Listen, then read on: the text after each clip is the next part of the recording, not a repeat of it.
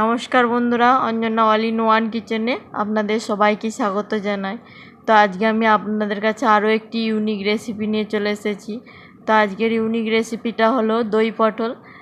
তো আমি আজকে আপনাদের কাছে বাগানের তাজা পটলের দেখাবো এই রেসিপিটা।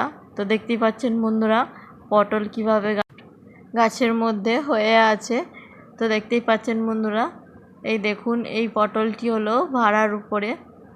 আর একটি ধরনের পটল গাছ দেখতে পাওয়া যায়, সেটি মাটিতে থাকে এবং পটলগুলি মাটিতে লোটানো ভাব হয়ে থাকে।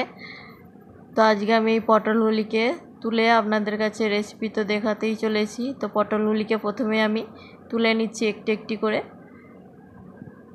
প্রচুর পরিমাণে পটল ভাড়ার উপরেতে হয়ে আছে। তো আমি কিছুটা পরিমাণ পটল তুলে নিয়েছি একটি চুবড়ির মধ্যে।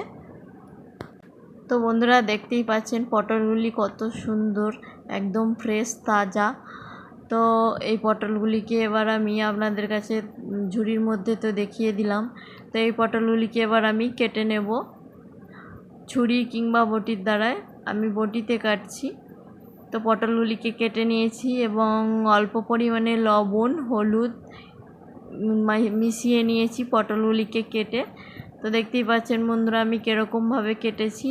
পটলগুলিকে খোলা ছাড়িয়ে নিয়েছি প্রথমেই এবং মাঝখান থেকে বটির দ্বারায় একটু ফালা ফালা করে নিয়েছি প্রত্যেকটি পটলেরতে। তো বন্ধুরা, আপনারা বাড়িতে বানালে এরকমভাবে তৈরি করে নিতে হবে পটলগুলিকে। তো এরপর আমি পেঁয়াজ নিয়েছি কিছুটা পরিমাণে কেটে, ধনেপাতা কুচিয়ে নিয়েছি, কাঁচা লঙ্কা কিছুটা পরিমাণে কুচিয়ে নিয়েছি। এখানে 1 চামচ করে 2 চামচ আদা রসুনের পেস্ট নিয়েছি। তো দেখতেই পাচ্ছেন বন্ধুরা, এখানে নিয়েছি শুকনো লঙ্কা, সম্বুরা, একটি তেজপাতা, আর নিয়েছি ক্যারি পাতা এবং কিছুটা পরিমাণে নিয়েছি গরম মশলার সামগ্রী নিয়েছি। আর এখানে আমি অল্প পরিমাণে টমেটো সস নিয়েছি। তো আপনারা চাইলে টমেটো কুচিয়ে দিতে পারেন, কিন্তু টমেটো দিতে আরও বেশি ফ্লেভারটা ভালো আসবে। তো প্রথমেই আমি কড়ার মধ্যে 3 চামচ পরিমাণে তেল নিয়েছি। এখানে দেখতেই পাচ্ছেন বন্ধুরা, আমি কিছুটা পরিমাণে কাজু বাদামকে মিক্সচার মেশিনে বেটে নিয়েছি, দিয়ে মিল্ক তৈরি করে নিয়েছি। তো দেখতেই পাচ্ছেন তেলগুলি গরম হয়ে এসেছে। তো তেলটির মধ্যে আমি পটলগুলিকে ছেড়ে দেব, দিয়ে ভালো করে ভেজে নেব। পটলগুলিকে রাঙা রাঙা ভাব করে ভেজে নেব। তো বন্ধুরা, পটলের একটি দিক হয়ে এসেছে এবং অপর দিকটি আমি উল্টে দেব। উল্টে কিছুক্ষণ নাড়াচাড়া করে ভালো করে রাঙা রাঙা ভাব করে ভেজে নেব। তো দেখতেই পাচ্ছেন বন্ধুরা, কেমন হালকা রাঙা রাঙা ভাব হয়ে এসেছে, তার একটু বাকি আছে। তো এরপর সব পটলগুলিকে ভাজা হয়ে গেছে। এবার আমি একটি একটি করে পটলগুলিকে তুলে নেব। তো কড়ার মধ্যে 3 থেকে 4 চামচ পরিমাণে আমি তেল দিয়ে দিয়েছি। এরপর আমি দিয়ে দিচ্ছি গরম মশলা, এরপর দিয়ে দিচ্ছি কড়ার মধ্যে তেজপাতা, এরপর দিয়ে দেব শুকনো লঙ্কা দুটিকে, এবার দিয়ে দিচ্ছি সম্বুরাগুলিকে, দিয়ে হালকা নাড়াচাড়া করে নেব আমি কড়ার মধ্যে। তো বন্ধুরা, কড়ার মধ্যে জিরে তেজপাতা এগুলিকে আমি হালকা নাড়াচাড়া করে নেওয়ার পরে এরপর আমি কড়ার মধ্যে দিয়ে দেব পেঁয়াজ কুচানোগুলিকে। তো দেখতেই পাচ্ছেন বন্ধুরা, আমি পেঁয়াজ কুচানোগুলিকে এবার অল্প অল্প করে দিয়ে দেব কড়ার মধ্যে। তো কড়ার মধ্যে পেঁয়াজ কুচানোগুলিকে দেওয়া হয়ে গেছে। এরপর আমি পেঁয়াজগুলিকে ভালো করে নাড়াচাড়া করে ভেজে নেব।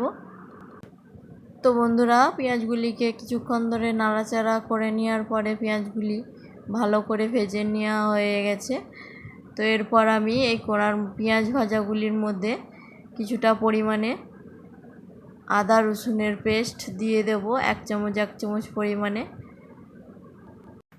তো আদা রসুনের পেস্টটিকে দেওয়ার পরে আবারও কিছুক্ষণ নাড়াচাড়া করে নেব মশলাটিকে, এবং এর মধ্যে আরও অল্প পরিমাণে 2 থেকে 3 চামচের মতো আমি তেল দিয়ে দেব।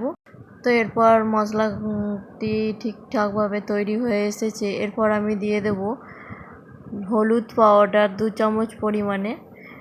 তো দেখতেই পাচ্ছেন বন্ধুরা, এরপর আমি দিয়ে দেব 2 চামচ পরিমাণে লঙ্কা গুঁড়ো, এবং এরপর আমি দিয়ে দেব 1 চামচ পরিমাণে লবণ। তো বন্ধুরা আপনারা অবশ্যই খেয়াল রাখবেন, লবণটি আপনাদের স্বাদ অনুযায়ী আপনারা নেবেন। এরপর আমি সমস্ত মশলাগুলিকে একসাথে মিক্স করে ঠিক 10 থেকে 15 মিনিটের মতো আমি কষে নেব মশলাটিকে। তো দেখতেই পাচ্ছেন বন্ধুরা মশলাটি কত সুন্দরভাবে কষা হয়ে এসেছে। এর মধ্যে দেখতেই পাচ্ছেন কিছুটা পরিমাণে তেল ছাড়তে শুরু করে দিয়েছে কোড়ার মধ্যে। তো এরপর আমি কোড়ার মধ্যে 200 থেকে 300 গ্রামের মতো দই দিয়ে দেব মশলা কষাটির সাথে, দিয়ে আবারও আমি কিছুটা পরিমাণে নাড়াচাড়া করে নেব। আর বন্ধুরা মশলাটি কষার সময় আপনারা অবশ্যই খেয়াল রাখবেন গ্যাসের আঁচটি যেন মিডিয়াম আঁচে থাকে, নাহলে কিন্তু কড়ার তলায় লেগে যেতে পারে মশলাটি, তাহলে খেতে ভালো লাগবে না, পোড়া পোড়া গন্ধ লাগবে। তো বন্ধুরা মশলাটি পুরোপুরিভাবে কষা হয়ে এসেছে।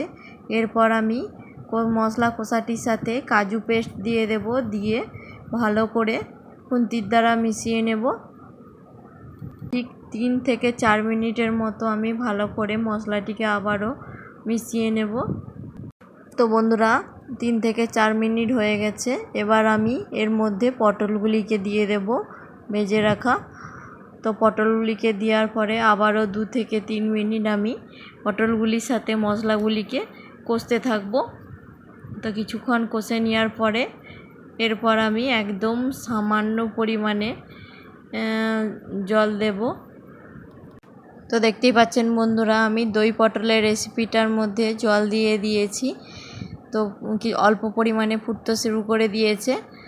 তো এর ওপরে আমি যে কাঁচা লঙ্কাগুলিকে কুচিয়ে নিয়েছিলাম সেই কাঁচা লঙ্কাগুলিকে ওপর থেকে আমি ছড়িয়ে দিয়েছি, এবং গরম মশলা পাউডারগুলিকে আমি দিয়ে দিলাম হালকা পরিমাণের মতো ছড়িয়ে।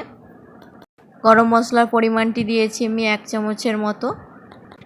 এরপর আমি দিয়ে দেব 2 চামচ পরিমাণ মতো ঘি দিয়ে দেব, দিয়ে লাস্টে একদম আমি দিয়ে দিচ্ছি ধনেপাতা কুচিগুলিকে, এবং ডিশটির সবশেষে আমি দিয়ে দেব 1 চামচ পরিমাণ মতন চিনি, এবং একটি লেবুর হাফ লেবু রসটিকে দেব। এরপর আমি খুন্তি দিয়ে হালকা নাড়াচাড়া করে নেব। তো বন্ধুরা ডিশটি পুরোপুরিভাবে রেডি।